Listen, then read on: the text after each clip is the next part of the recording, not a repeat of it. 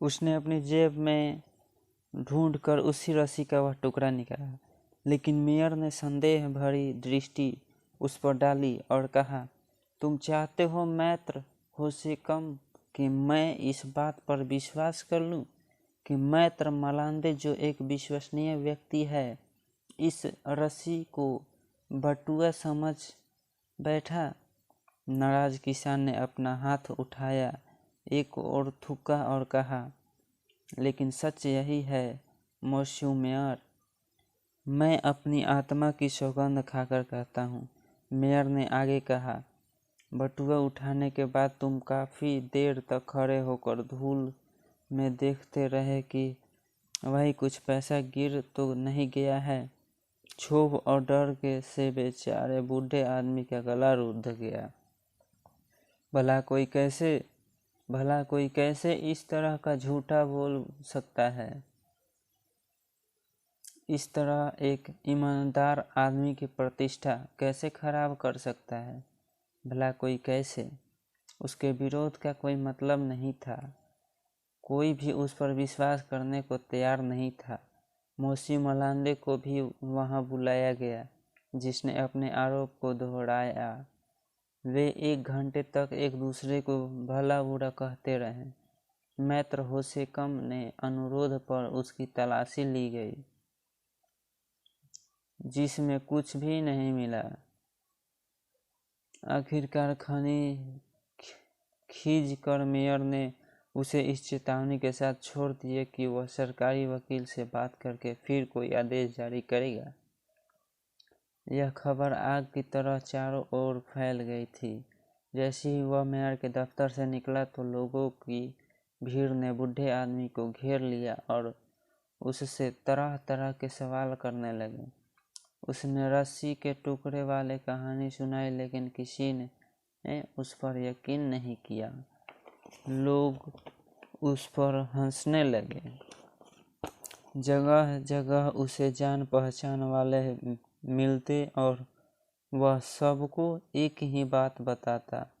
वह सबको अपनी जेबें उलट कर दिखाता, यह साबित करने के लिए कि उसके पास कुछ नहीं है। वे कहते, बुढ़ापे में ऐसा शर्म नहीं आती, चले जाओ यहाँ से। उसका गुस्सा बढ़ता जा रहा था।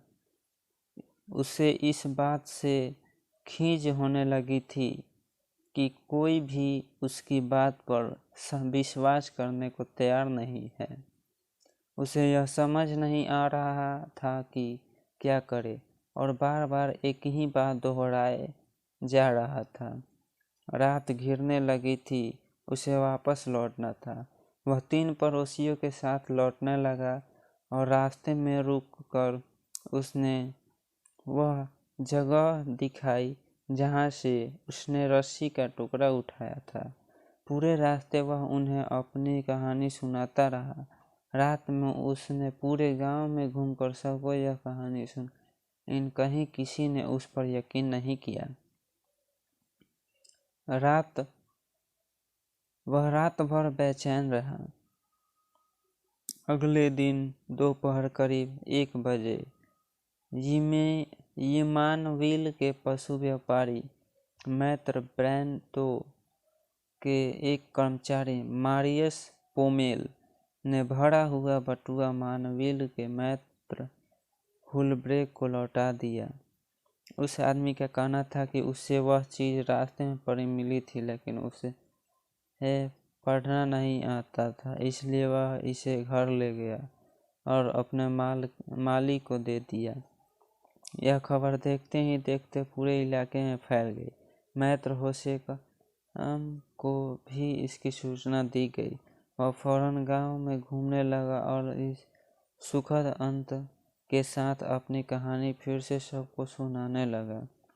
विजय गर्व से वह तन पर चलने की कोशिश कर रहा था। मुझे इस घटना से इतनी तकलीफ नहीं हुई जितनी कि झूठ की वजह से संदेह के घेरे में आ जाने से ज़्यादा शर्मनाक और कुछ नहीं होता। वह सारा दिन अपना किस्सा लोगों को सुनाता रहा।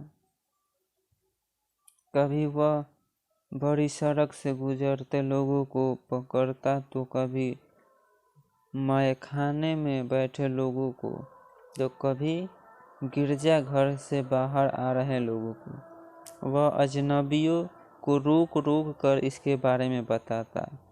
वह अब शांत था, लेकिन फिर भी कोई चीज़ उसे परेशान कर रही थी। वह समझ नहीं पा रहा था कि वह क्या है। उसकी बात सुनते समय लोगों के चेहरे पर हंसी का भाव होता था। लगता था कि उन्हें विश्वास नहीं है।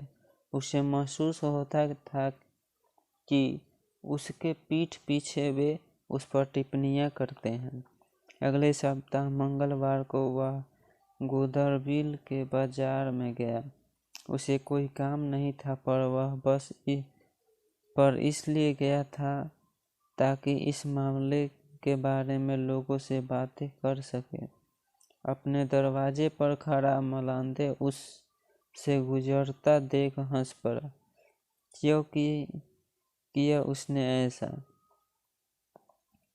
उसने क्रेनकेतो के एक किसान को रास्ते में रोका, लेकिन उसने बीच में ही होश से कम की बात काट कर उसके पेट में हल्के से मुक्का मारा और हंसते हुए कहा, बदमाश कहीं के। फिर वह मुड़कर चला गया। मैत्र होश से कम चकरा गया। उसे बदमाश क्यों कहा गया? फिर वह गुर्दे के भोजनालय में जाकर बैठा और वहां भी उसने अपनी बात छेड़ दी। मोर्नबिलियस से आए घोड़ों के एक सौदागर ने आवाज लगाई, चलो चलो चालाक बुड्ढे, ये तो बड़ी पुरानी चाल है।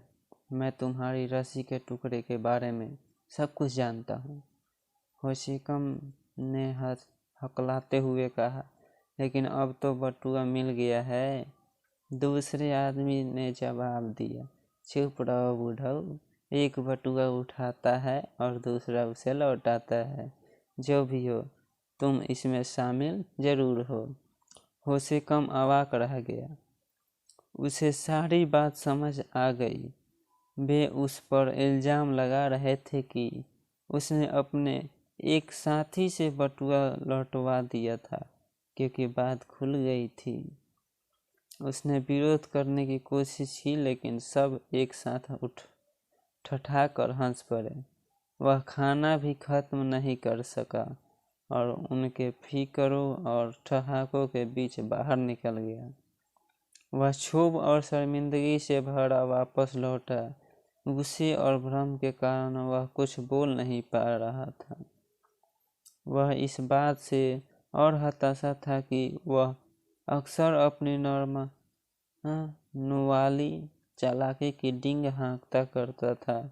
उसे लग रहा था कि इसी वजह से लोगों को उस पर लगे इल्जाम का यकीन हो गया था। उसे लग रहा था कि अपनी बेगुनाही साबित करना नामुमकिन होगा, क्योंकि अपनी चालबाजियों के लिए वह विख्यात था।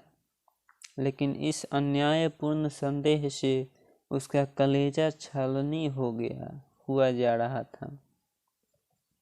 उसने फिर एक बार सारा घटनाक्रम लोगों को बताना शुरू किया।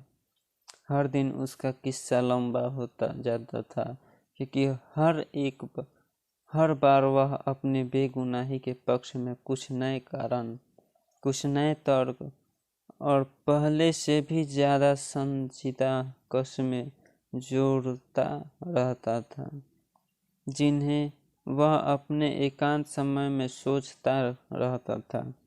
उसका पूरा दिमाग अब रस्सी के किस्से में लग गया था। बचाव के उसके तर्क जितने ही जटिल और उसकी दलीलें और कस्में जितनी ज्यादा जोशीली होती जाती, लोग उस पर उतना ही कम विश्वास करते।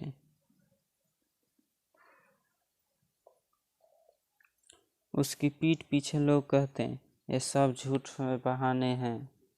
वह इसे महसूस करता था, दिल ही दिल में घुला जा रहा था और बेकार की कोशिश में अपने को खपाए डाल रहा था।